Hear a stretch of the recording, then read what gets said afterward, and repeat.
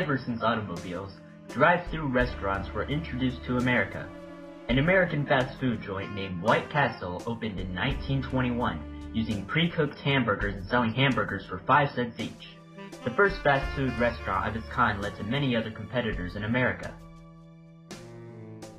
McDonald's, one of many fast food competitors opening in 1940, had grown more successful than White Castle and any other pre-cooked fast food restaurant in the world. It had more controversy than any other fast food joint. Their quote, 100% beef patty. While it may be made of mostly beef, there are actually many chemicals that can be found in the patty itself.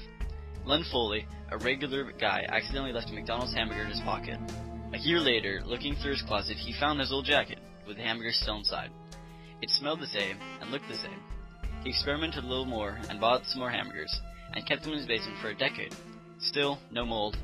A normal burger from a restaurant would decompose in 2 to 3 days, but from the many chemicals put into them and their high sodium content, created almost a non-compostable burger.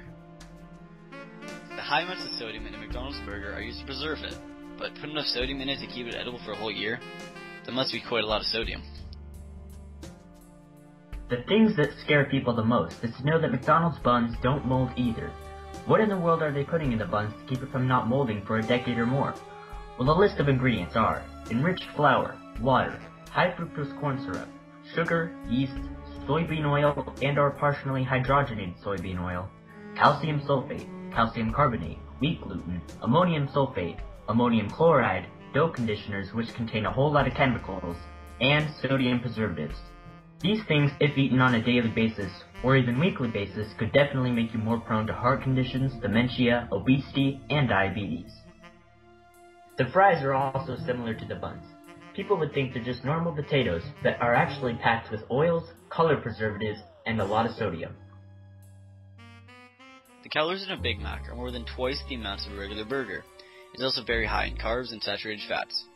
One Big Mac is more than half the amount of proteins you're supposed to eat daily, not to mention the protein you get from other foods like dairy, eggs, etc.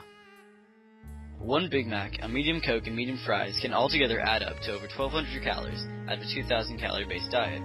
The sodium adds up to over 1,000 milligrams, which isn't breaking the limit, but would contribute to over 70% of your daily sodium. McDonald's has not just had controversy on the food, but the advertisements as well.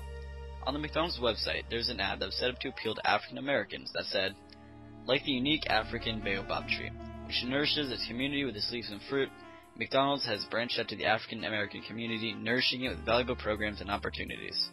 Nice comparison, McDonald's. Many Americans and African Americans were upset with this ad.